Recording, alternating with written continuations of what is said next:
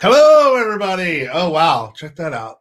Because I'm wearing a green thing around my neck, it absorbed this little floating head. Let's pull that off. Okay. My name is Nakia, and it's Monday night. It's time for the Sidekick Power Hour. We do this every week on my channels and, of course, Joshua R. Pangborn Sidekick Productions panels. Let's get him in here. Hello, Josh. Hi. Hey. How are you, Nakia? I'm good. Welcome back to the Sidekick Power Hour. Josh, it's not RuPaul's Drag Race? No, not this time. No, maybe next week. I got done up for it. I can see that. I can see that. Why don't you tell everybody why you're so done up and looking so pretty? Well, I'm clearly auditioning. No, but we are doing a very special Valentine's Day episode tonight. Instead of watching an episode of Skeleton Crew, we are going to be doing a play reading with some of our favorite members of Sidekick Productions. We're going to be reading a short play called A Fork in the Heart, and it is written by me. It is a really, really fun love story / murder mystery / camp fest that I think is going to be a lot of fun. We're going to also introduce a really wonderful member of the Sidekick Productions team that we haven't met yet. And we're going to talk a little bit about the musical episode along the way, I think, too, because that's always going to come up. I think it comes up every week, mainly because we're still making it. And in order to finish it, we sure could use your help. Right here below, you can see the PayPal, the Venmo, the Cash App. As you're liking and subscribing and hitting that notify bell and all of those things, take a moment and grab your digital wallet and put a little into the bank of Sidekick Productions so that we can finish this amazing musical episode. I was at the studio today with the producer, Matt Permenter. We were talking about how exciting it will be to come up to New York and record the cast, recording their versions of all of the songs that we basically just waiting on their vocals and some final performances from yours truly on video. And a couple other shots, and I think we're done with that episode. So very, very exciting.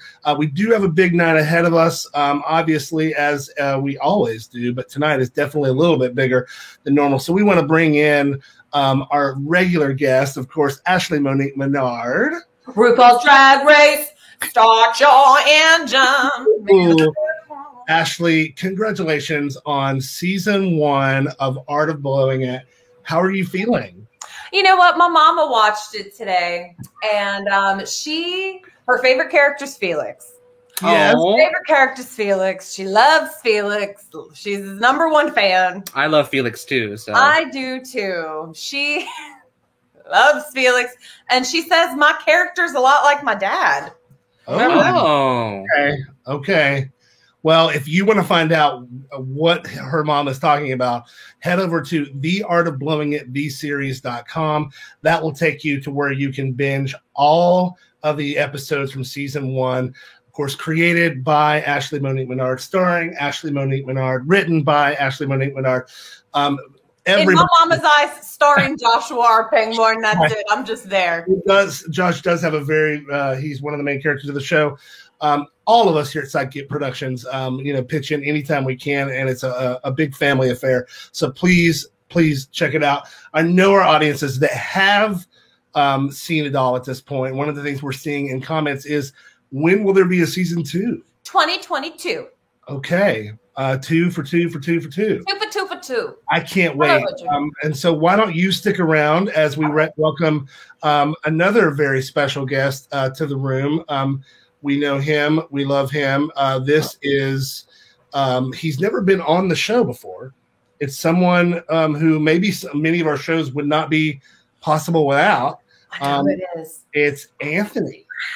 Anthony J. Smith. Yeah. Anthony, welcome to Sidekick Power Hour. Tell the audience a little bit about yourself in just a couple of words. Well, let's see. That's 2 words. Okay, no, I'm just kidding. No, you know what?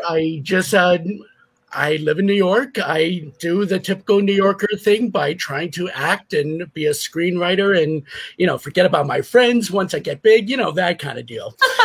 I mean, we all do that. So yeah. Very, very good. Well, we're definitely glad that you're with us tonight. Now, how did you get involved with Sidekick Productions? That's actually kind of funny because it's one of those things that I've known different people at like different points for years. And I think the final moment that really started to work things was actually when I was at Queens College. I actually took a class with Richard Vitier. He's the guy that smashed the bottle over Josh's head in season 1. And and it was his screenwriting class. It was really fun. He would show clips, and then he actually showed that scene with a bottle, and wow. Everything just started to piece together. And then I came across Josh, and then I saw the Patreon about what the show was about like people who don't usually get picked for major roles, like it's only to like the certain delicate people, but I really liked that whole theme of bringing in different type of people and being a body positive show. And I actually said, you know what? I don't necessarily have to act. Just let me be part of the set. Like I just want to help out. That's what you've done for so long. You've definitely played some acting roles in the show, but most people might not know that when they see your name in the credits, you are one of the main people that records all the sound for the show. And so we could not do that without you. So hats off to you. If I was wearing one. It is one of the most important roles of production is what Anthony does. I mean, the camera, you always, when I started making this, I'm like, oh, we need a camera. And then eventually Stuart was like, we also need someone to do sound. And I'm like, what is sound? Isn't that just the camera picking up the sound? Camera. Isn't that just the camera picking up the other? And then he's like, no, you need to have other sound, exterior sound, and you mix it together. And I'm like, oh my God, what do we do with that? And then, so we scrambled along for a couple of years. Paul would do it when he wasn't on set. Christian and Andrew would do it when they weren't on set. And then Anthony came along, and Anthony's like, I can help you. And I'm like, that's you awesome. Are a lifesaver. Anthony, you are the best person I've ever met in my life. And thank you. Your reviews on your channel are a lot of fun. I'm going to ask Josh to grab that link for us and throw it up real quick so that people can check out your YouTube channel where you review a whole variety of things. And before the show started, we had you in for sound check. I think I heard you talking about that you have a review of the Teenage Mutant Ninja Turtles series from the 90s in there. The movie, actually. The movie. Gotcha. Okay. Even better, which is high caliber stuff for me as a kid that grew up in that time. My brother and I were huge Teenage Mutant Ninja Turtles fans. It was such a big deal for that movie to come out. So Josh, were you able to find a link to that to put in the chat for us? I'm going to put it in the chat right now. Yes. So, okay, great. Awesome. Anthony does some wonderful creative reviews in character as Anthonyx Maximus, I think is his name. Yes, Anthonyx Maximus. And he's sort of a superhero, right? Or a hero, at least. You know what? This is how I like to describe it to people. Okay, great. Think a little bit of Mystery Science Theater mixed with Power Rangers. Okay. And that's pretty much it. And if you ever seen the cartoon show The Critic, think of that as the live action version. Oh yeah, I can see that. Well, I tell you what I really am looking forward to is the day that Anthonyx reviews Skeleton Crew or Demon Crew or The Art of Blowing It. I so badly want a crossover, you guys. Like we should figure out a way to make that happen. But we're definitely going to see that sometime in the future. But for now, we're going to say goodbye to Anthony J. Smith for a moment, and we're going to turn the evening over to Joshua R. Pangborn. Josh, your hair got long. Well, this is my quarantine look. You know how it is. I just let it go. Anyway, so thank you, everyone. We're about to start our reading for tonight. So as I mentioned, for those of you who are starting a little bit late, tonight is a little bit different. We're going to be doing a play reading of A Fork in the Heart. We have some wonderful guests from Psychic Productions joining us tonight. Everyone's reading multiple parts for the most part. So I do have an opening credits, but as everyone enters, I'll be reading who they are as they're playing and pulling them out and all. I am reading the stage directions as well. So it's going to be a lot of fun, I think. Make sure you tune in and follow along us because we've got some laughter for you all tonight. And without further ado, here is A Fork in the Heart.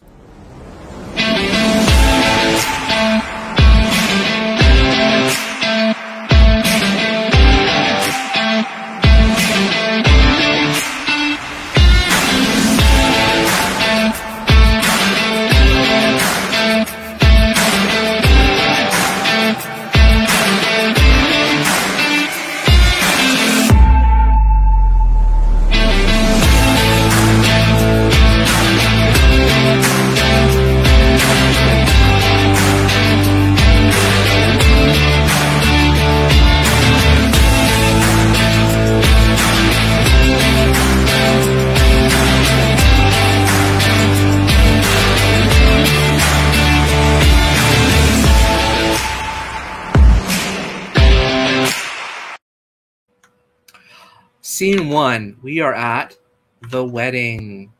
We have Derek and Carrie and the judge and Blanche, Carrie's sister, and Dolores, Carrie's mother, all at the wedding. And that's when Joe enters to interrupt. What are you doing here? Derek, please calm down. You are not welcome here. This is our wedding day. I'm here to get the woman I love, Derek. That's not fair. She has 2 men fighting over her. That's not fair. Shut up. Shut up. Joe, I'm sorry, but I've made my choice. It's Derek. But why? Why when we clearly love each other?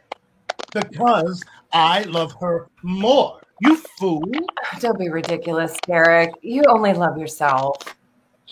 Then why are you marrying him? Security. He's so rich. Carrie, why can't you love me? Don't you love me? I suppose I do. Then that's all that matters. We don't need money if we have love. That's preposterous. Everybody needs money. How will you eat? Love will be our nourishment.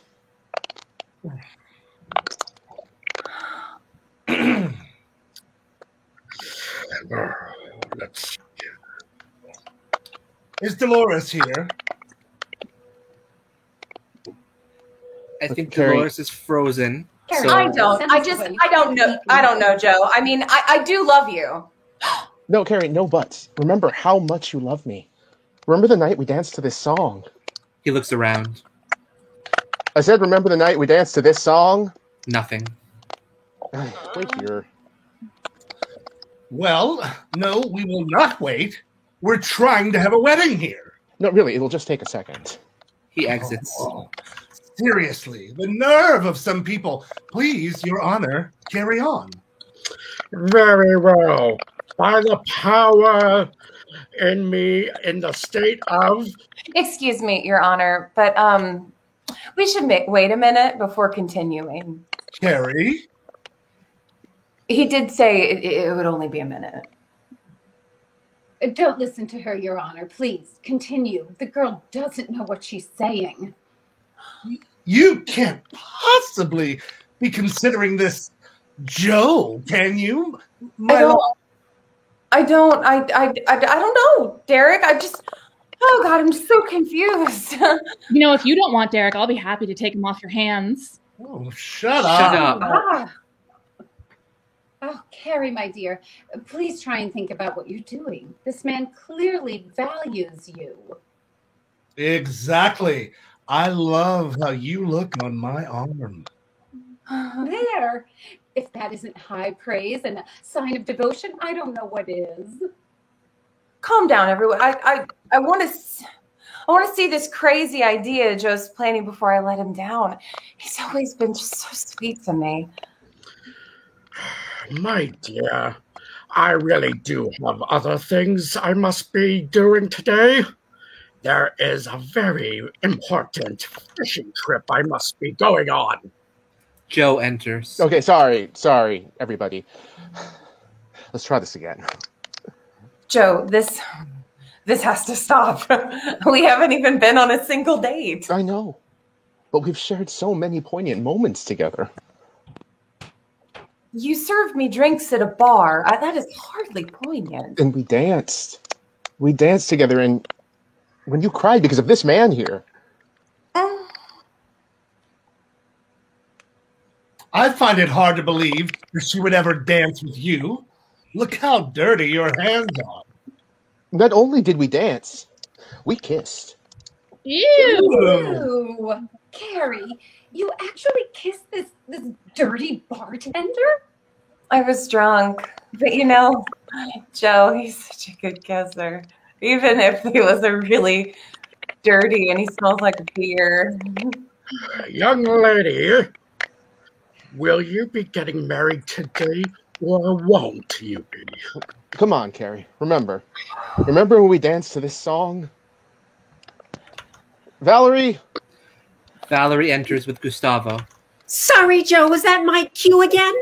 Just sing. Right. When I'm calling you. Oh, thank you. Please don't throw roses. Just throw money. Oh, Joe, you were right. That night with you was so romantic. Romantic? That? Shut up. Up. Carrie, my sweet, be rid of this man. Let us get on with our nuptials. My jet leaves in an hour for our honeymoon in Greece. Greece? Oh, it's not fair! I know. Shut up. I'm so confused now. I have everything figured. I've had everything figured out, and then you came along and you messed everything up. I know. Joe, I know. I'm so angry at you. No, I know. But now will you marry me? Now see here. She is going to marry me.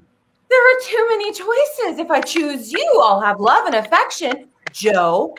But if I choose you, I'll have wealth and status.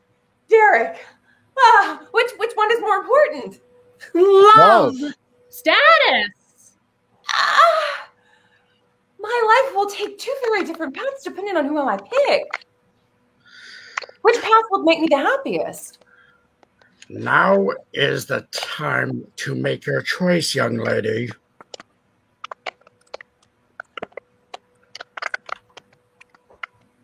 There isn't a choice. There is a right option and a wrong one. Follow your heart, Carrie. It's obvious how much Joe means to you. Don't be selfish, Carrie. Think how important Derek's money is to me and Ma. Okay, yeah. Everyone starts shouting and offering their advice about who Carrie should pick. Come on, Carrie. Derek. Right. Okay. All right. Peace love. Everyone, enough. Time out. Everyone freezes and Carrie steps away from the group. Okay. Brain, think. You have a very important decision to make. So what choice will you make? And blackout. And that takes us to the first fantasy of Carrie. Just a reminder to our cast, if you are typing, everyone And the people at home can hear you. we are in the hotel. Carrie is with Bambi and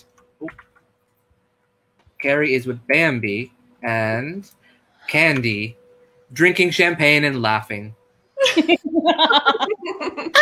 Oh my god, it's so wonderful to be rich, isn't it?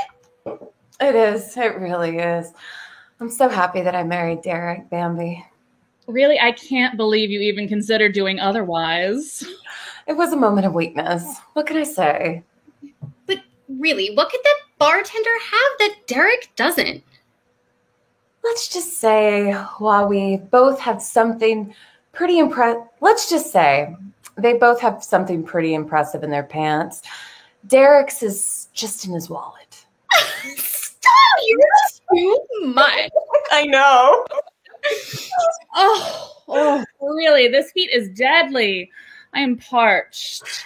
Bartender, Another round. Joe enters. He pours them another round of champagne. Here, this should help quench your thirst, my dear. You're welcome. For what? For pouring you another glass of champagne. What's your profession? What? Oh, I'm sorry. What's your job? I'm a bartender. A bartender? Exactly. What does a bartender do? He serves drinks. He serves drinks. Right. So you served us a drink, meaning you did your job. Should I really thank you for doing your job? Oh, you are really a class Be act. nice, Joe. Bambi, she does have a point. I don't have time for this. Joe exits. Really? Can you believe that, man? You have to be careful the servants do not start to think that they're your equals. That's what leads to anarchy and democratic presidents. Mm-hmm. But be nice, Candy. That's Carrie's beloved bartender, the one with the impressive Bambi. charm. Really? Wait, that is who you almost spurned Derek for? That? No, right? I mean, he's handsome, but being poor hardly compensates for that. Can we drop it? Let's just talk about something else, okay? Like, what is that, Bambi? Someone is getting angry. Sure is. I don't want to do this right now, okay? Valerie enters with Gustavo. How could you do that to him? Yeah. Excuse me? You have humiliated him enough, don't you think? Yeah. Who, the bartender?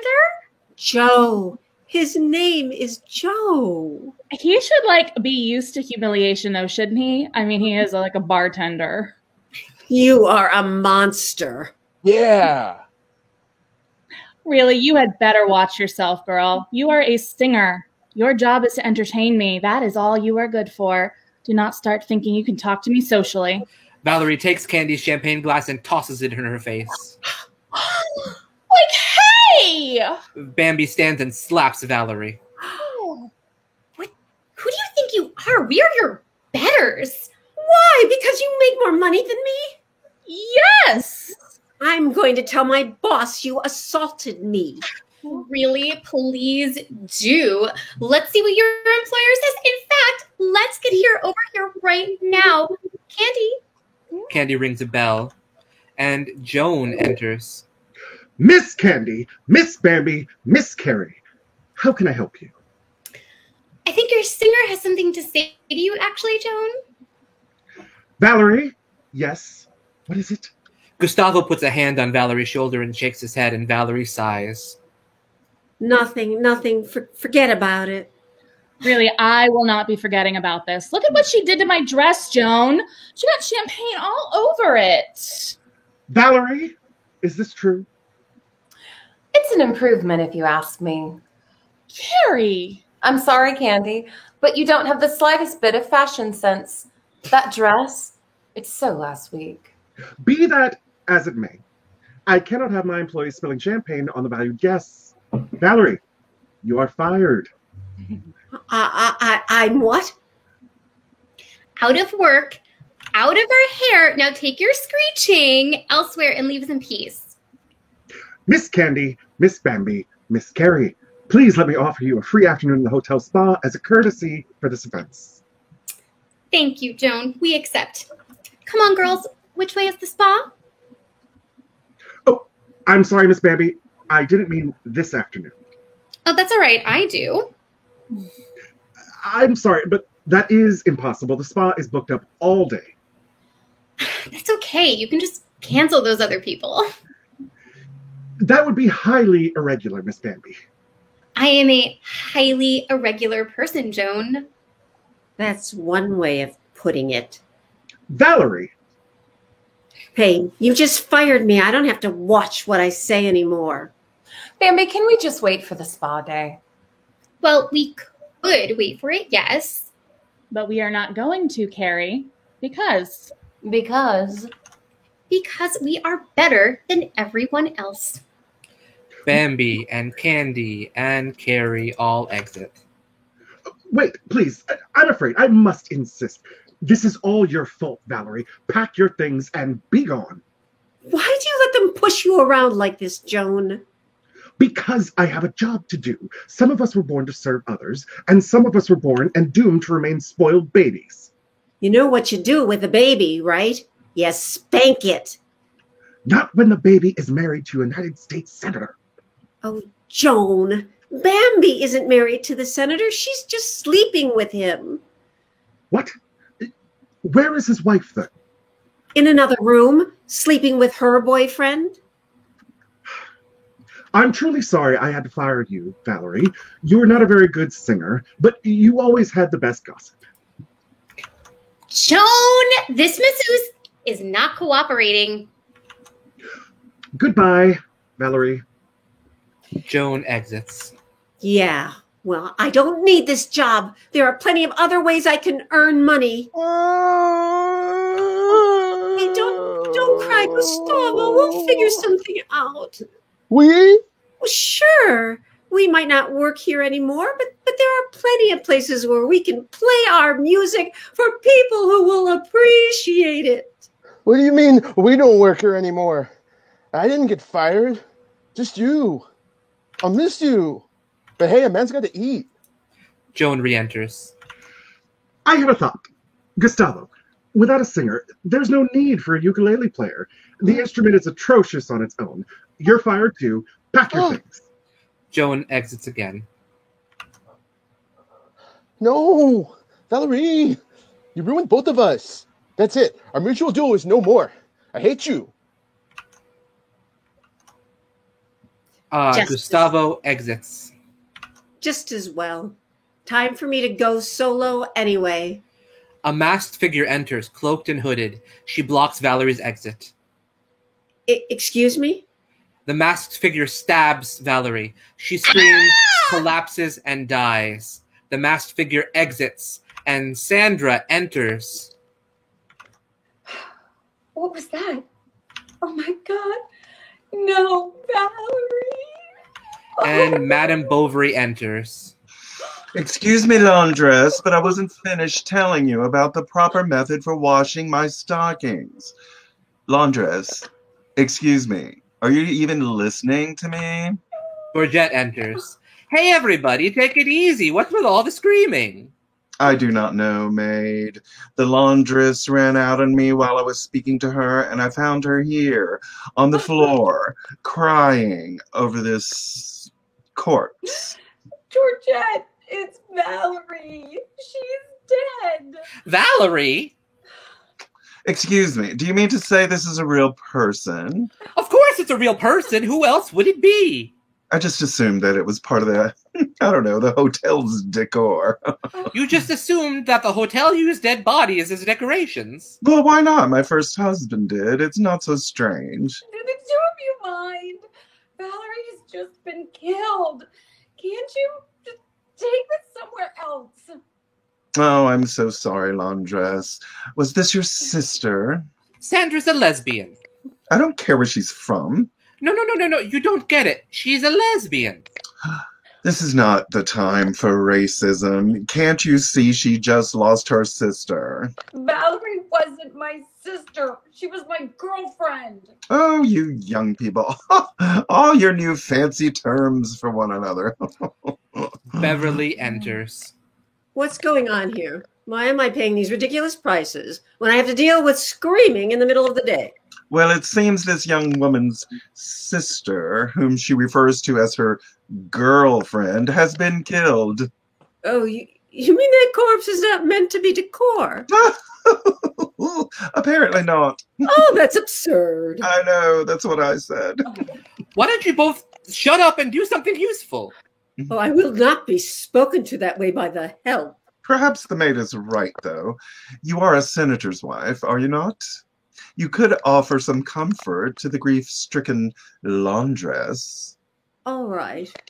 She pats Sandra on the head. There, my dear. No use crying over spilled blood. Well, you are a cold-hearted woman. And Derek enters. What is all the commotion here? I'm trying to enjoy My mid-afternoon nap. Oh, Derek, darling, it's so good to see you. I'm sorry you were disturbed. Apparently someone murdered this person. The corpse is not decor. Oh! Good heavens, young man, what was that for? I'm sorry. I can't stand the sight of blood. He pulls Sandra up to her feet. Please, don't touch it. It might have germs. That is not an it. That is my girlfriend, Valerie. And she's been murdered. Your girlfriend? Really? So this would mean you were single, no? You're a pig. Oh! She slaps him. I like your passion. Why don't you come by my room sometime? Georgette holds Sandra back. Come on, sweetie. He is not worth it. Let's go call the police. Oh. I hope you all get what's coming to you. Thank you, my dear. It's the mark of a strong character that even after profound loss like yours, you can still be so generous. Georgette and Sandra exit. She was cursing us, Madame Bovary. No. Really? Oh, no. She can curse me all she likes, as long as she comes by my room later. Don't you have a wife, young man? What's your point? I'm sorry. I just cannot abide unfaithfulness. Didn't I see you going into your room with that pool boy last night? I'm fairly certain you are married. Yes, I am, but my husband is dead. He had lunch with my husband last week. Well, he may be living, but I assure you the most important part of my husband has long since stopped living. Oh. Do you think we should do something with the corpse? Oh, leave it. Someone will be along to clean it up. That's what they get paid for. Shouldn't we at least leave a tip? It'll be awfully difficult mopping up all that blood. I mean, at least I think it will. I've never actually used a mop, so I'm not sure how much time it will take. But my own maid assures me mopping a typical floor takes at least an hour. Why not? I'm feeling generous. Here's $1. He takes a $1 bill out and puts it on the body. There, ladies. Would you care to join me for brunch? Oh, I'd love to. I'm still waiting for the pool boy to leave my room anyway. Well, I'm waiting for him to come to mine, so I'm afraid I won't be able to join you. What? Of course. Well, enjoy then, Madame Bovary, shall we? Madame Bovary, Beverly, and Derek all exit. Scene 2. The same hotel. Sandra marches on, followed by Georgette. Wait, Sandra! What? What do you want, Georgette? Where are you going? Joan fired me, Georgette. I'm leaving. She fired you? Why would she fire you? Joan enters. She struck a guest, Georgette. We cannot have that at this hotel. She was just upset about Valerie, Joan. You gotta understand, don't you? I do understand it, but Miss Beverly issued a complaint, and we cannot let it go unpunished. Well, what did they say about Valerie? Valerie? Nothing. They didn't say anything about her at all? Nothing? No, it is a great relief, actually. I was worried I would have to do a massive damage control over her murder, but none of the other guests have seemed to have noticed it. That's impossible. 3 of them saw me and Valerie. Madame Bovary did complain to me on the new decor. I had to tell her that it was a murder she apparently had forgotten. Rich people are disgusting. And they pay your wages, my dear. Remember that. Without them, you would be cleaning for free. Beverly enters. Joan, I thought you were going to get me more pillows for my room. I'm sorry, Miss Beverly. I brought you another. You brought me 1, which gives me a grand total of 3. I need no less than 6 pillows when I sleep, though my ideal number is 9. 9? 1 for each hand, 1 for each foot, 2 for my head, and 3 to act as a wall between me and my husband, the senator. Wait, you are the senator's wife? That is correct. I see now why he has a girlfriend. And if you saw the senator, you'd understand why I have a boyfriend. Now, the pillows. Of course. I will take care of this right away. Georgette, please. I'm doing the laundry. Why are you doing that? Because you fired your laundress. Remember? Damn. This is an impossible situation. Joan, the pillows, now. Sandra, congratulations. You are rehired for now. Now, come with me and take over for Georgette, and we can bring the pillows to Miss Beverly's room. Really? Sure. I'll just fire you tomorrow. I don't think so. Bye, Georgette. Sandra exits. Sandra, wait, come back. The pillows? Dolores enters. Joan, I need some help here. It's too hot in my room, and I cannot work the temperature thingy. Of course, Miss Dolores. Georgette, please stop doing the laundry for a moment and bring the pillows to Miss Beverly's room while I help Miss Dolores. Blanche enters. Mother, water is coming out of the faucet. Please make it stop. Oh, shut up. Joan? Of course. Miss Dolores, I will take care of the faucet while I am in your room. My daughter has her own room. Thank you very much. Do we look like we can't afford our own rooms? No, of course not. I did not mean to imply anything like that. Miss Dolores, Miss Blanche, I will come with you to your room right after I help your mother. Oh, but the water won't stop. It's not fair. Why am I always the last person to get help? Oh, shut up. Joan? Excuse me? Who do you think you are, telling my daughter to shut up? Only her family gets to do that. Thank you, Mother. Shut up. I'll have you know I am the wife of a senator. I will do whatever I please. Oh, more like whomever you please, based on the parade of young men in and out of your room. You old bat. She slaps her. Remember, you are only a member of our circle as long as your daughter stays married to Derek. And I doubt that will be very long at all. How dare you? They start to fight and Dolores pulls off Beverly's wig. Aha! I knew you weren't a natural redhead. She's a great big phony. Oh, shut up. Give me back that wig this instant. You have made an enemy of me today. And your husband just lost a vote. Oh, so what? My husband will just buy another one. Might I suggest you come with me, Miss Dolores, so I can help you with your problem? And we hear a scream off stage. Now what?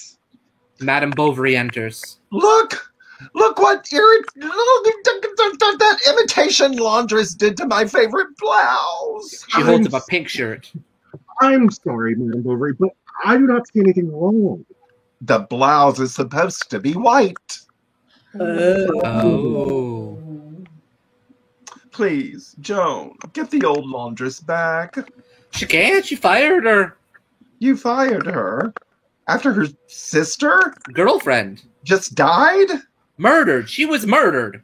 I'm sorry, Madame Bovary. We had a complaint about Sandra's behavior towards a guest. Who would dare complain about a poor girl grieving over such a loss? It was me. What? The girl hit Derek, plus she was a lesbian. Again with the racism. What is with the people in this place? She hit my son-in-law. Good riddance to her, then. Joan, I insist you rehire this poor woman at once. Have a little compassion. Didn't you once fire a chauffeur because he was at a funeral?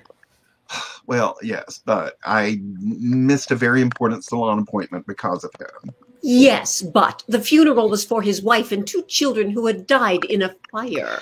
It had been a week since the fire. He should have finished most of his grieving by then.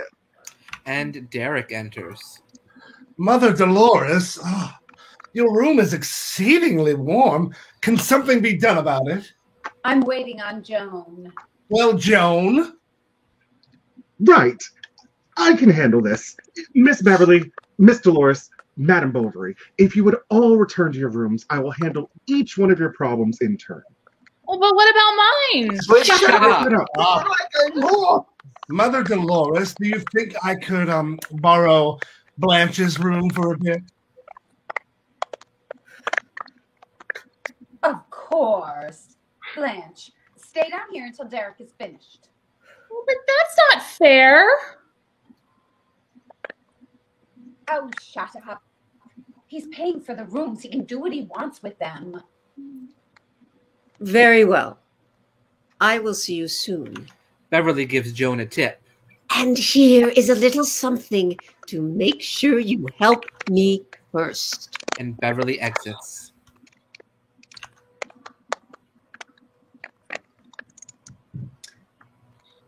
Thank you for your help, Joan.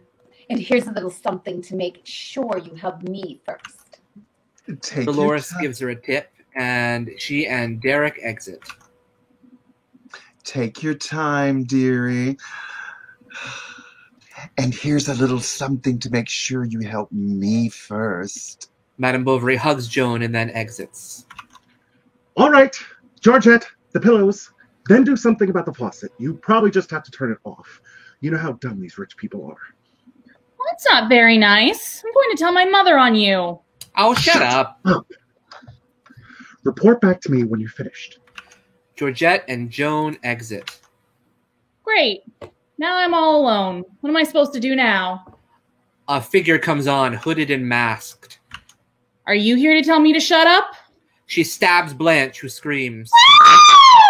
And Dolores from off-screen. Shut up, Blanche!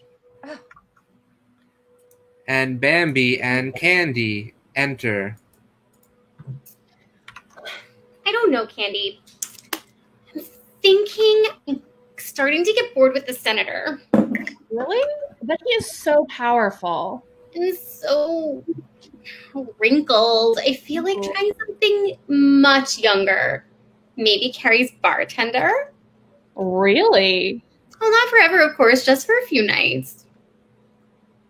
Carrie enters. Girls, did you hear the news? Someone got murdered here. Really? Like, no way. That's horrible. Who was it? Valerie. Who? The singer. Who got in the fight with Candy? Oh, thank goodness no one important then. Bambi, how could you say such a thing? What? Like, how horrible. Oh. Like, think of the mess it must have made. Ooh. But really, no one's going to miss that person. Derek enters. Ah, there you are, my beautiful lady. I have been waiting for you. I've missed you, my love. He walks past Carrie to hug Candy. Derek, darling, I'm over here. Oh, I'm sorry, my dear. Beautiful women all look alike to me. Though they stop being beautiful once they have become your wife. If I stop being beautiful, then how did you mistake Candy for me? I'm trying to remember you as you once were, my love. He starts to exit. Wait, I thought you were looking for me. I was? Oh, I was! Now I have found you. He starts to exit again. Did you need something? Only to tell you I will be having some alone time in your sister Blanche's room, so please do not disturb me. But this is the first time I've seen you in 2 days. I know. Would you please stop smothering me? As much as I love you, I need my space. And Derek exits. Bye, girls. Where do you think you're going? To Blanche's room. I'm going to have some alone time, too. Candy exits. And Joan enters. Excuse me, Miss Bambi. I have a message the senator has asked me to relay to you. She reads from a piece of paper. I need you. Now. Quick. Before my wife catches me. She thinks I'm resting due to an attack of gout. I mean, I do have the gout, and it is quite painful. But you can massage my feet, and that will make me feel better. And I have a special treat for you, too. Now, if you'll excuse me, Miss Bambi, Miss Carrie, I must check on the corpse in our freezer and make sure the chef doesn't confuse it with the prime rib for tonight's dinner. Joan exits. If you excuse me, Carrie, I have to get going as well. And where are you off to? To perform my patriotic duty and find a new friend. It seems like you're yesterday's news. Bambi exits. And Joe enters. Carrie? Why are you all alone out here? Joe, it's so awful. Derek is so cruel. He's probably cheating on me right now with Candy. Madame Bovary enters and watches. I'm so sorry, Carrie. No, I'm not sorry. You made your bed. You can lie in it.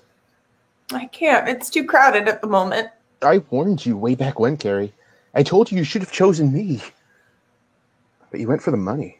I know, Joe. Maybe that was a mistake. Maybe I should have chosen love. But I have my mother and my sister to think about. You don't even like them.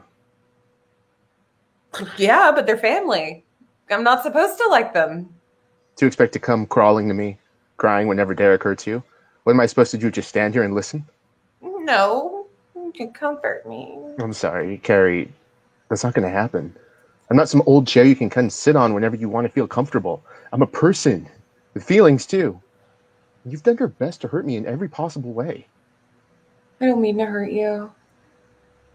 Did you ever think that maybe, just maybe, you're a little bit of a wimp? Leave me alone, Carrie.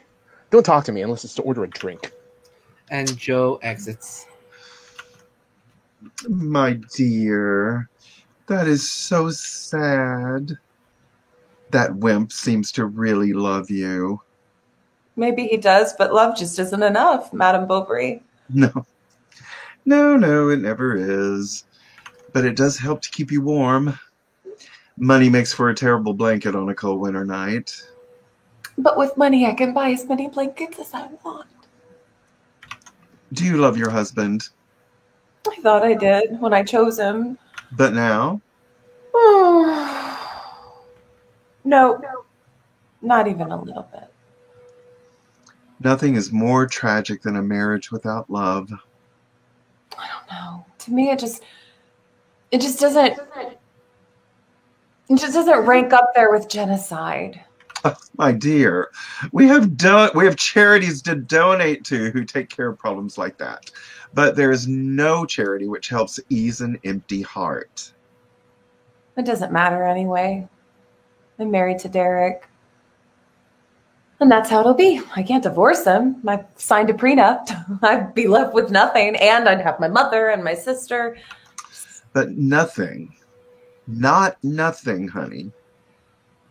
You would have the love of that great, big, wimpy bartender. That is worth so much, so very much.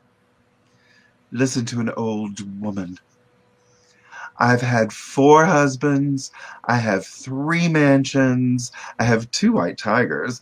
I even have a private jet. But I've never had love. Dolores enters. I'm so sorry, Madame Bovary. But I just don't think I'd be any good at being poor. I have to stay where I am. In time, if I'm lucky, I'll be dead inside. As dead as the senator's wife. And then I can cheat on my husband, too. What little joy there is in moments like that, my dear. A little joy made much better by a lot of money.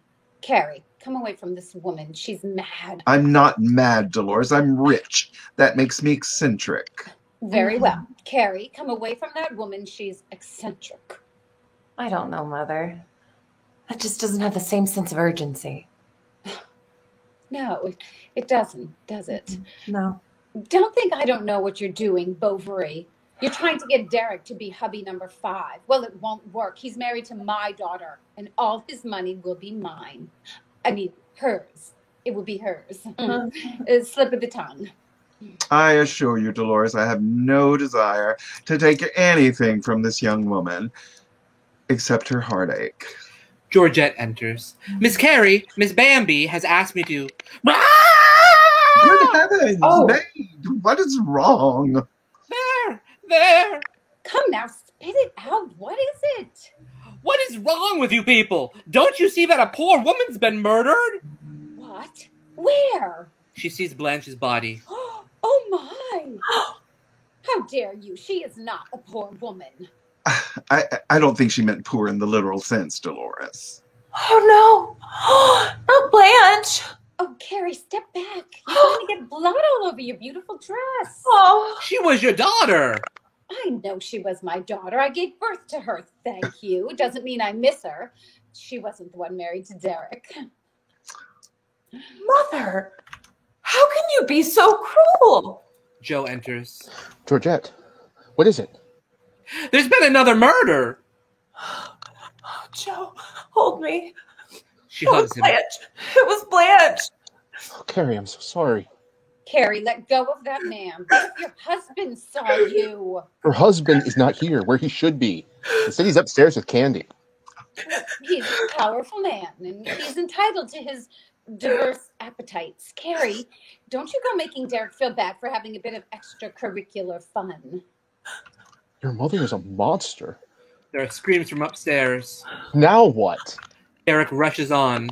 Ah! He's got an axe! He's a monster! Someone save me! Derek, someone save him! There's nobody chasing him. And Joan enters. What's going on? So much. Derek, what happened? It was horrible. I was talking with Candy when I saw a masked man come into Blanche's room. He had an axe, and he attacked us. We only just barely escaped. Carrie, why are you holding that man? She wasn't holding him, Derek. No. He was trying to take advantage of her. That's it. We're here trying to stop him. Mother! Oh, don't worry, dear. Mother's here to protect your honor. Joan. I'm sorry, Joe. If what Miss Dolores says is true, I have to let you go. You're fired, Joe. Don't be ridiculous. I never attacked Carrie. Carrie, tell them. He's telling the truth, Joan. Oh, you poor thing. You're just suffering from Stockholm Syndrome. Joan, I insist you remove this man at once.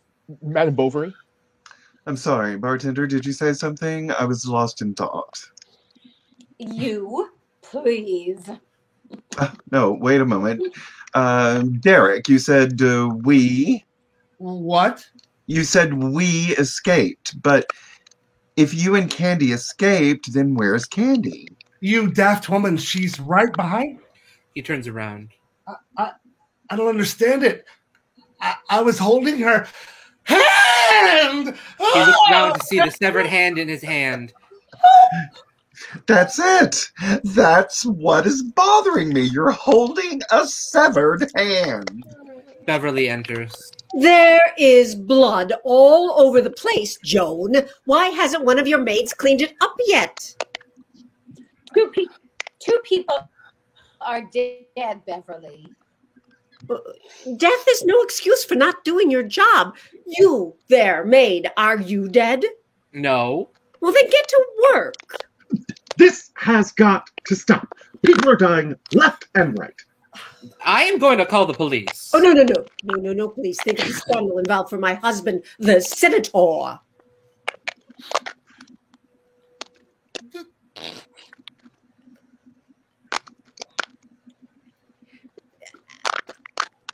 Oh, your daughter, Dolores. She was not one of the victims. She's standing right there.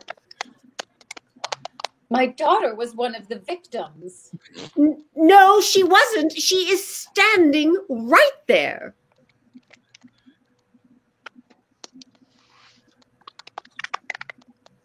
Not Carrie. Not Carrie, my other daughter, Kelly.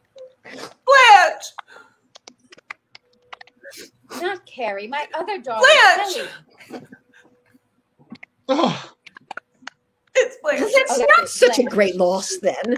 They said 2 people died. yes, the beautiful Candy is now just a hand. Oh, beautiful girls are all too common. No loss there either. I'm afraid, Miss Beverly, I must insist we contact the police. I'm with you, Joan. Call the police. Well, really, there's no need for that. I am sure the killer is finished. What makes you say that? What if you're next? Well, really, who would want to kill me? My dear woman, you are the wife of a senator. Exactly. Anyone who tries to kill me would bring the wrath of the entire United States Senate down upon them. And we know how effective they are. Oh, quiet you. Now, everyone, let's go inside and have a spot of dinner. Joan, a seat to dinner, please. Really, everyone. My treat. Oh my. Well, if that's what you think, Joan, I'll be having the filet mignon and a bottle of wine. Your best year. Coming right up, Miss Dolores. I could stand to eat something myself. Seeing blood always makes me hungry. Coming, Carrie. How can you eat at a time like this? How can any of you? Oh, in the face of tragedy, it's always so important to carry on. I mean, Candy and Blanche would want us to eat. Especially if someone else were paying for dinner. Madame Bovary and Beverly and Dolores and Derek all exit. This is absurd. Maybe, but we have a duty to perform. Let's go. Not you, Joe. I'm sorry, but you've been fired. But Joan, he didn't do anything wrong. He upset a client. I can't have that. I'm sorry, Joe. Pack your things and leave. Joan exits. I can't believe this. I can't believe that no one is going to do anything about 2 dead bodies. Joe, I'm gonna miss you. Hello? 2 dead bodies. They're just my sister and the woman my husband was cheating on me with. Okay, you can relax. Gee, human life is not that all sacred to you all after all. It depends on who the life is. Well, my mistake. Goodbye, Joe. I do love you. More than Derek. I just wish you were as rich as him. Carrie exits. I need to get out of this place. You are lucky you are free. I can't leave Carrie, Georgette. I love her. You're as nutty as the rest of them. Georgette exits. I'll be watching you, Carrie. Don't worry. Joe exits, and Sandra emerges from behind a tree, pulling off her mask. Even if one of their own circle dies, they don't care. They'll pay for their indifference. They will pay. Blackout. Scene 4. Exterior of the hotel. Later in the day. Blanche's body is gone. Georgette is scrubbing the blood from the ground, and Bambi and Carrie enter. I can't believe she's gone. I mean, I never really liked her, but still, I can't believe she's gone. By the way, you must be relieved, right? Bambi, how could you say something like that? She was going to steal your husband from you. Don't tell me you aren't happy to see her 6 feet under. I mean, yeah, I'm happy she can't touch Derek anymore, but I don't want her to be dead. All right, I'm pretty happy.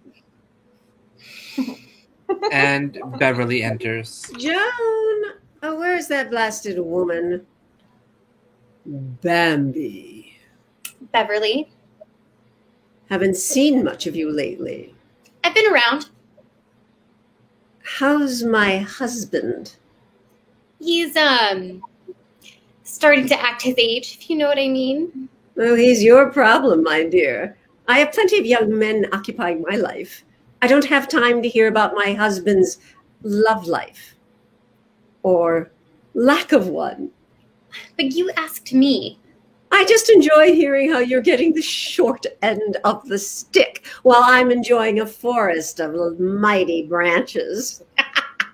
Oh, now, do be a good girl and remind the senator we have a luncheon tomorrow with the ambassador from Luxembourg. Beverly exits. Ugh, what a horrible woman. Can't wait for her to die. A shame the killer can't get her, too. That's it. I can't take it anymore. Every day, taking care of you people. You are disgusting. All of you are disgusting. Who do you think you are? I will have you fired for speaking to me that way. Go ahead. I'm the only person that still works here. You people have gotten everyone else fired. Sandra enters. Nobody move. Ew, look at those shoes. What?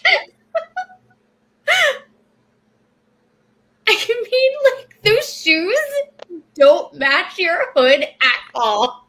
Bambi, she's got a gun. Okay, I can see that, Carrie, but it doesn't match her hood either. God, she's like ground zero of a fashion A-bomb.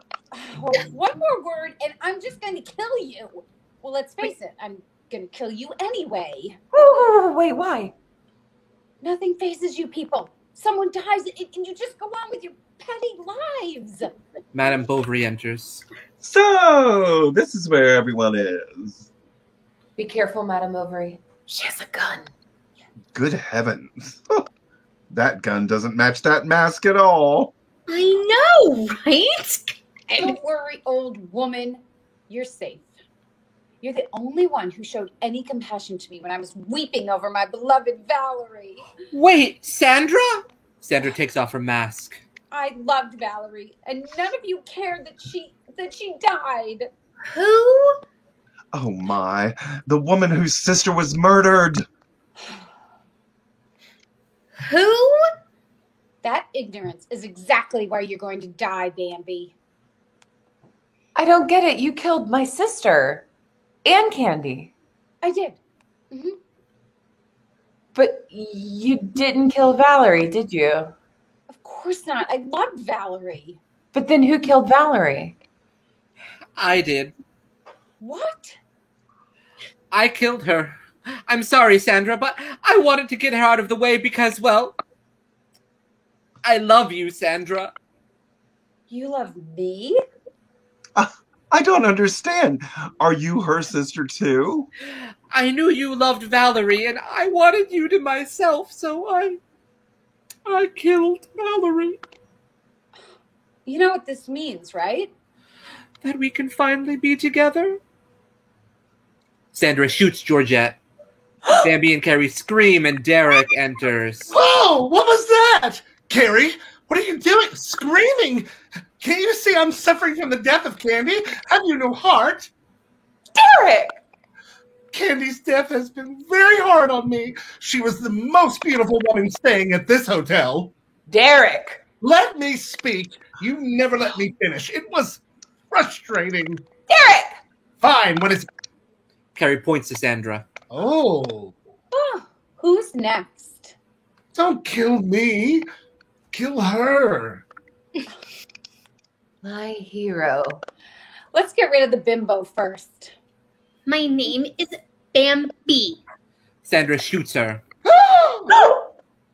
Now, how about your little woman, Derek? She points her gun at Carrie. She fires, and Joe jumps in front of the bullet. No! Joe! No! Carrie! Do something. You big girl! Now it's your turn, Carrie. There's a gunshot, and Sandra falls dead. Joan enters with a gun, with Dolores and Beverly behind her. I fired you, Sandra. Joan, you saved us. Just doing my best to serve the guests. Miss Beverly, I'm afraid I have no choice but to call the police now. All right. But will you give me at least the senator and I a few minutes to pack up and leave before you do? Of course. Remember, everyone, the senator and I were never here. Beverly exits. Everyone, please follow me inside. The police will want to speak with you. Oh, what fun this has been. Carrie, Madame Bovary, and Joan all exit. And except for Dolores. Dolores has left the stream, so I am Dolores now. Oh, she's back.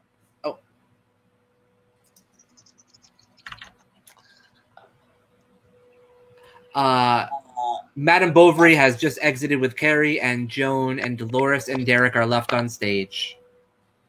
Derek, wait. Come with me for a moment. Certainly, Mother Dolores. What is it?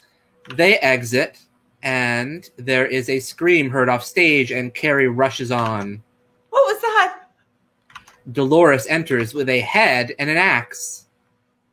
I'm afraid the killer claimed one more victim, Carrie. Derek? Mother, what did you do? Dolores puts the axe in Sandra's hand. It's simple. In all the madness, this woman must have killed your husband, too. Mother! Just think about it, sweetie. Now you're the sole inheritor of his entire fortune.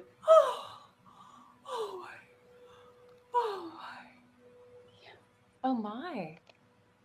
Well, when you put it like that.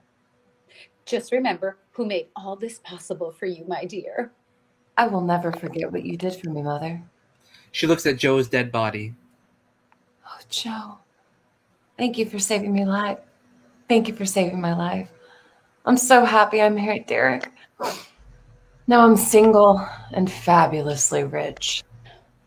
And that's the end of the first fantasy, and we move on to fantasy 2, where we have the same hotel in Carrie's second dream. Derek enters with Bambi and Candy. Well, here we are, my dears. Let's see if our room is ready. Hello? Carrie enters. Can I help you? Sir?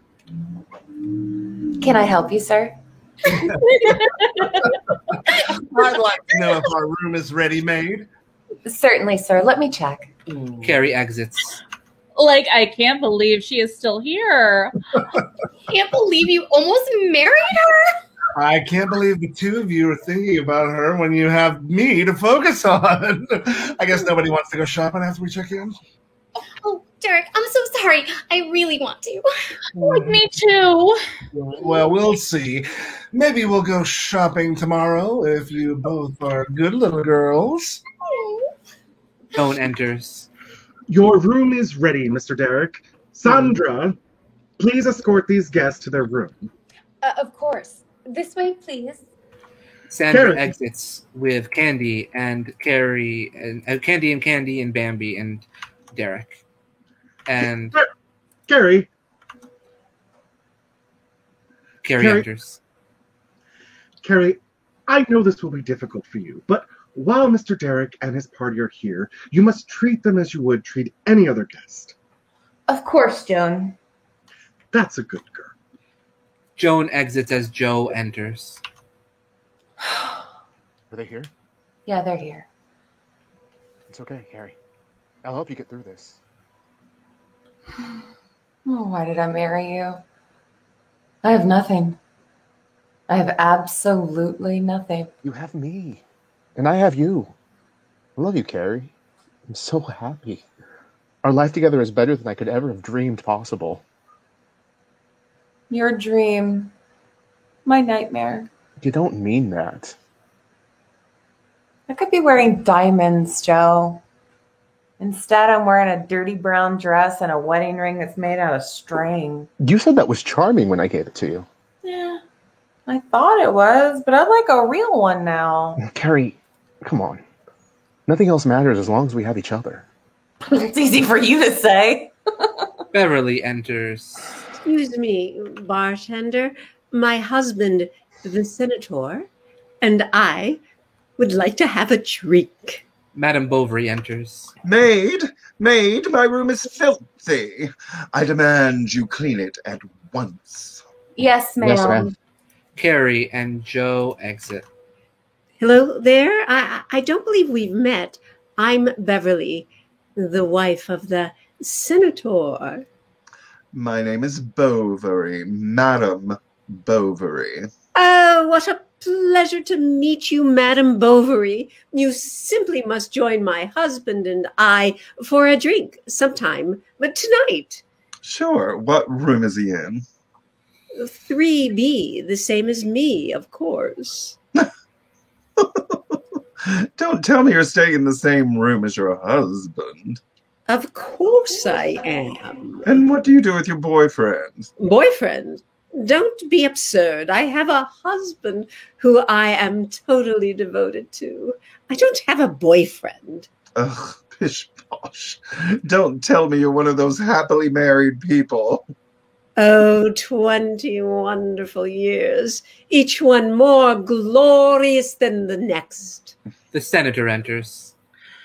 Beverly, there you are, my beloved. I've been searching the grounds for you. Oh, Senator, there you are. Seeing you makes my heart go pitter-pat, pitter-pat. And seeing you there makes me realize why man created time, so I could count the seconds we are apart and kiss you for every single one. Oh, Senator, my puppet. Oh, God. These kind of people make me sick. Madame Bovary exits. Well. Dolores and Blanche enter. Mother, I'm tired.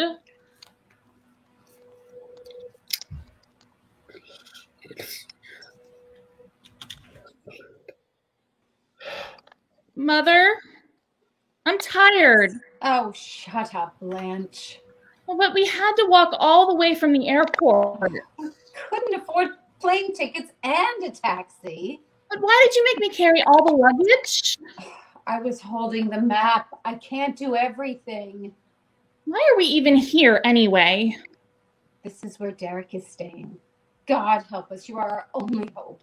We have to convince him to marry you. But after Carrie left him... Don't even say that name, Blanche. I don't know anyone by that name. Oh, she's my sister. I have only one daughter. Carrie enters. Oh, fantastic. No, Mother, look. Carrie is your daughter. I'm your daughter. 1, 2. So you have 2 daughters. Oh, I know that, you fool. I'm being dramatic. Hello, Mother. Don't hello, Mother, me. You are not my daughter. Oh, no. She's starting to forget things. It must be Alzheimer's. Oh, shut up. What are you doing here, Mother? I'm here trying to save my daughter and myself. I tracked Derek here. I know I can convince him to marry Blanche. Derek is here with 2 other women. I don't think he's going to be interested in a third. Well, we'll just see about that. Come on, Blanche. Blanche and Dolores exit. Let's go. Well, let's go, my dear. I hear the honeymoon suite calling our name. Of course. One moment, my love. Your mother is a lovely woman. She's a beast. Oh, dear. Well, that's a bit harsh. Spend some time with her, then you can talk to me. I'll take your word for it, young lady. If you'll excuse me, I have a husband to attend to. The senator and Beverly exit. How did I do this to myself? Georgette enters. There you are! She slaps Carrie. I hate you. Georgette, what was that for? Joan just told me she had to fire me. She needs to let one of the maids go, and apparently Joe begged her to keep you. I'm sorry, Georgette. This isn't my fault. Don't talk to me. Georgette exits. Oh, this is just great. Joe enters. Sweetie, I know you're upset about things, but I thought you might like to have a nice romantic evening tonight. Really? Really? Just the 2 of us. Oh, Joe, that sounds wonderful. Everything is just so awful right now. I know things are hard, but I love you. If you remember that, then you'll know we'll be able to get through anything. Oh, Joe. I would do anything for you, Carrie. I would die for you. I said I would die for you. Valerie? Valerie enters. Sorry, Joe, was that my cue? Just sing. When I'm calling you.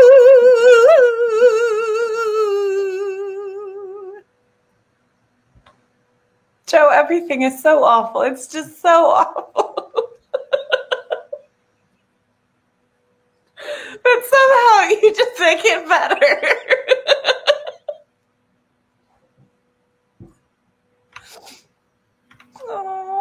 That's what love does. It makes everything better. Joe, I'm sorry, but I've got to get ready for my own date. Sandra and I are going out tonight. Yeah, sure. No problem. Valerie exits. Guess what? What? I cooked you dinner tonight. Your favorite. Joe, really? Yep. And as soon as you get off, we're going to drive out to the beach and eat it under the stars. Everything's already packed in the truck. Joe, moments like this, I'm really happy I picked you. You don't need money to have a happy life. No, you don't. Let me go finish a few things up. We can leave, okay? Hurry back. Joe exits as Derek enters. Carrie. Derek! Alone? Candy and Bambi are trying on bathing suits. I thought I might come see you for a moment. We have nothing to say to each other, Derek. We're over. Well, I know, Carrie, but I want you to know that I miss you. Do you, Derek? Do you really? Sure. And if you had me, what would our life have been like? Oh, I'd probably be bored with you because before too long, you'd get a wandering eye and I'd get one too. What? I'm just being honest. Joe treats me like I am a gift from heaven. Do you wake up in the morning and do you know that I wake up in the morning and he tells me that he loves me? And I go to bed every night and I hear the same. He is a good man. Oh, he's a good man. And he knows how I deserve to be treated. But are you happy? Most of the time. No one's ever happy all the time. I am.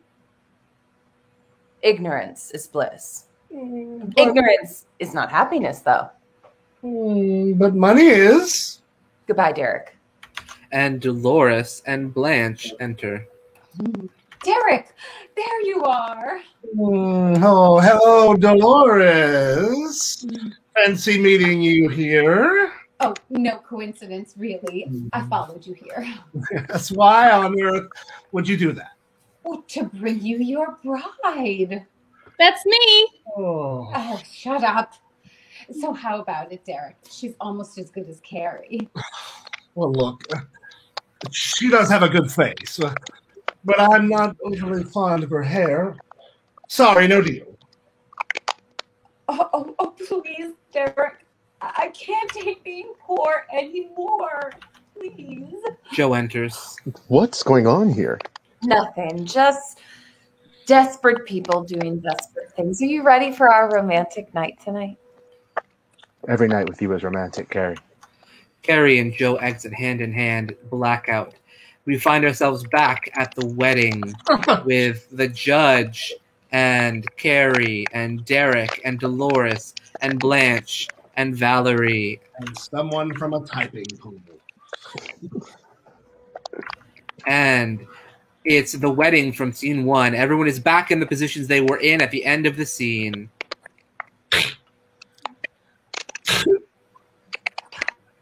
Two possible lives, two very different lives, all based on this one decision. All right, everyone, I've made my decision.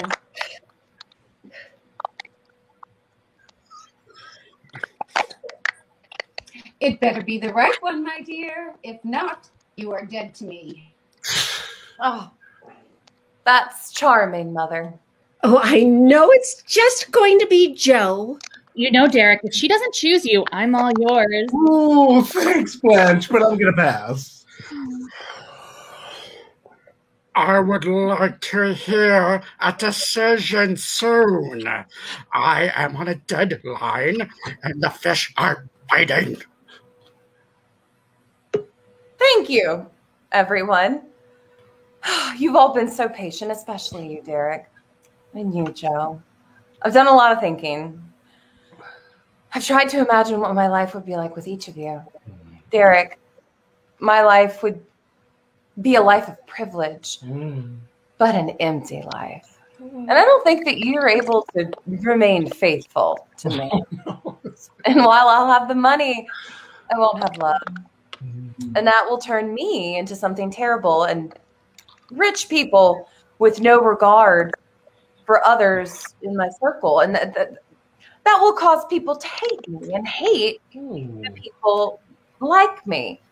And will probably eventually lead to murder attempts and on me and my husband. What? They may even succeed in killing Derek and then I'll be alone, but with all of his money. That sounds about right. And Joe, with you, oh honey, I'm gonna have a hard life. Whew, one with not much material wealth, but I'll be so rich on love, and we'll have each other, and I'll know you'll be eternally dedicated to me. My family and my friends will turn their backs on me, but you'll never leave me. I think your choice is rather obvious then. Yes, it is. Joe. What?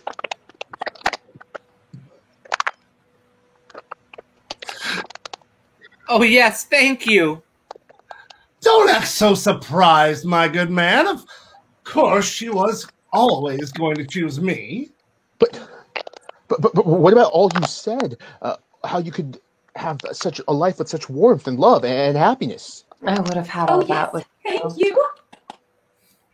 I would have had all that with you, but Derek, with Derek, I'll have a lot of money. And someday my mother will probably try to kill him, meaning that I will have all of his money, which will be mine. I mean, how can I pass that up? And you'll marry her knowing that she's only doing this for your money. I mean, hey, I can live with that. You deserve each other. You are horrible human beings. You are all horrible human beings.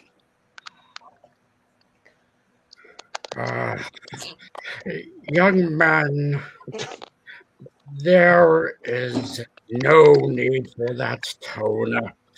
It is difficult losing the woman you love, but you must learn to go on. You could have had it all, Carrie. I will. Derek can afford it all. Yeah, and then some. I sure can. Now, if you'll excuse me, Your Honor. Blackout. We have the epilogue now, where we are in limbo. And Madame Bovary enters. And so the young woman, Carrie, chose Derek over Joe. In the years to come, Joe became very successful, owning a string of bars across the country. He soon had more money than he knew what to do with. He found a woman who loved him as much as he loved her. And Blanche, she finally found someone who let her speak. Her mother, Dolores, finally found a reason to love her second daughter.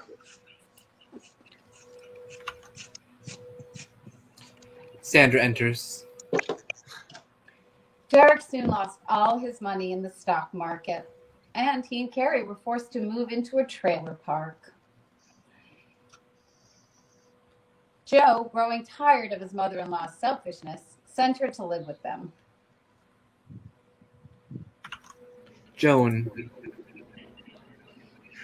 Derek and Carrie were forced to get jobs at the same hotel Joe once worked at. Joe, who had bought the hotel, was now their boss. He treated them fairly, which is more than either of them would have done for him.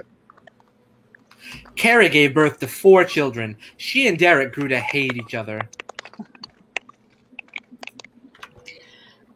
Like, they had a terrible life, one that just got worse each day because, like, Derek and Carrie were so mean to each other.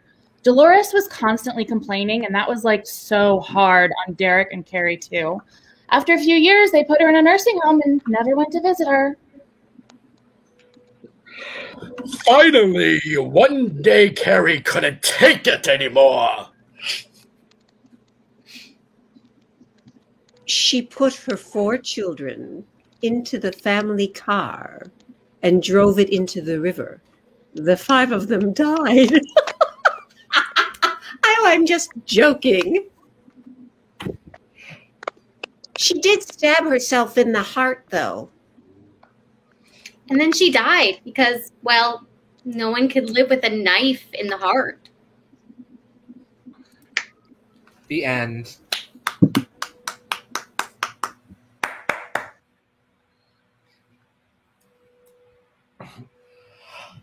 Well, that was A Fork in the Heart, everyone.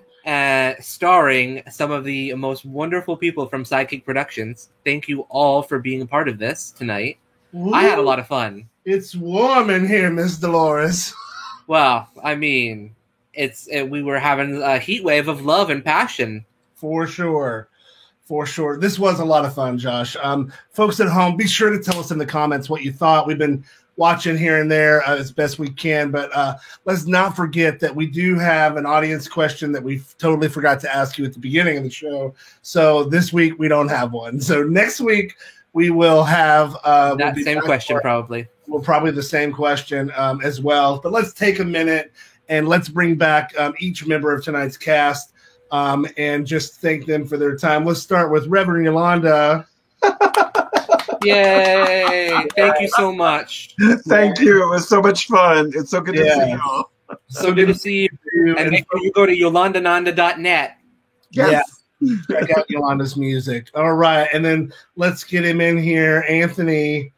There he is. Yay, Anthony. Thank you so much, Anthony, for joining us tonight. Oh, it was fun. It really was. Thank you. It really was. Absolutely. Okay. And then let's get her in here. It's Kristen Campbell. Yay! Kristen, you were fabulous. Thanks you all. It was fun. So much fun. So much fun. All the way from season 1. There she is. Ellen! Yay! Thanks, guys. That was awesome. Thank you. A little trivia for folks at home. Ellen and Josh have put this play on multiple times. And as part of Josh's work, which we won't talk about tonight, but I'd say 20, 50, 30 times? Maybe more like 10, but still. Okay, that's a lot. So they know still a lot. Very well. Hence why they both stood out in their performances tonight. Ellen, thank you so much for being with us. Thanks. Bye. You know her, you love her. She's always playing a dead gal. It's Barbara Thomas. Someone said that in the comments too. They did. I think it was Owen. I think Owen said it. Beverly didn't die. Just she was dead inside. I think Beverly was dead inside. Yeah, she's dead inside. Not in the second set, but yeah. Hi. Yes. Thank you so much, Barbara, for joining us tonight. It was fabulous, as always. Yeah, such a good time. Thank you for being here.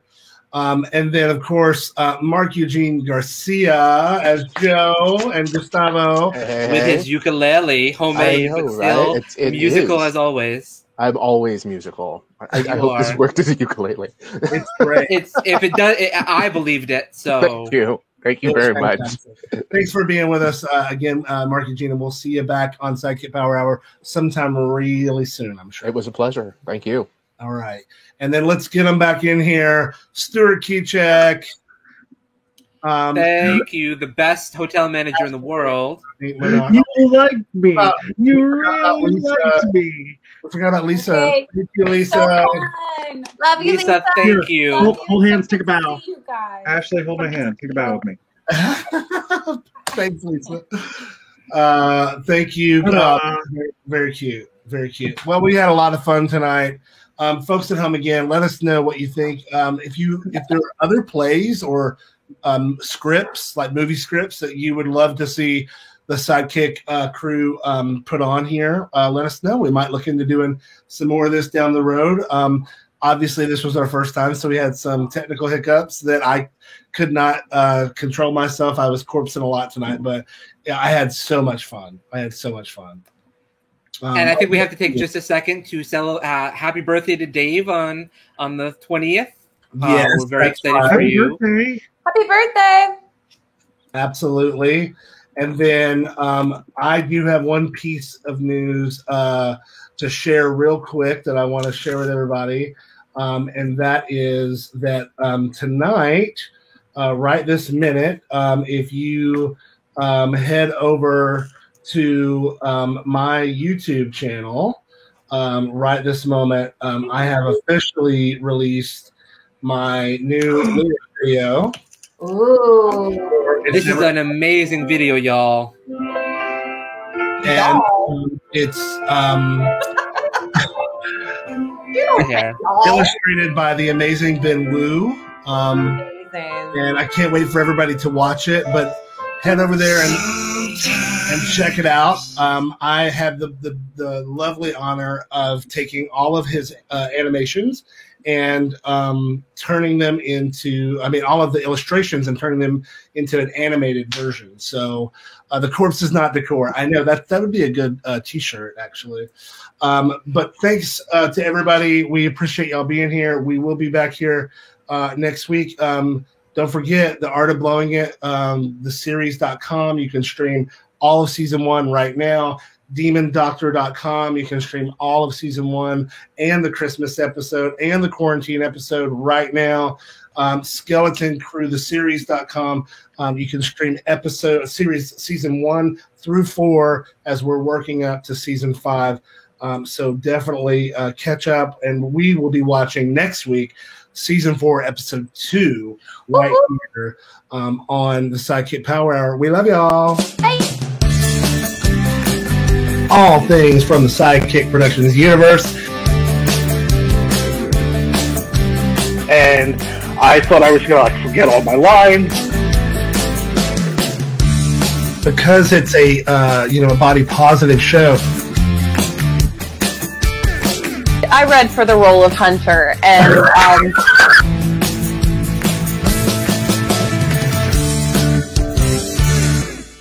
And that's the tea.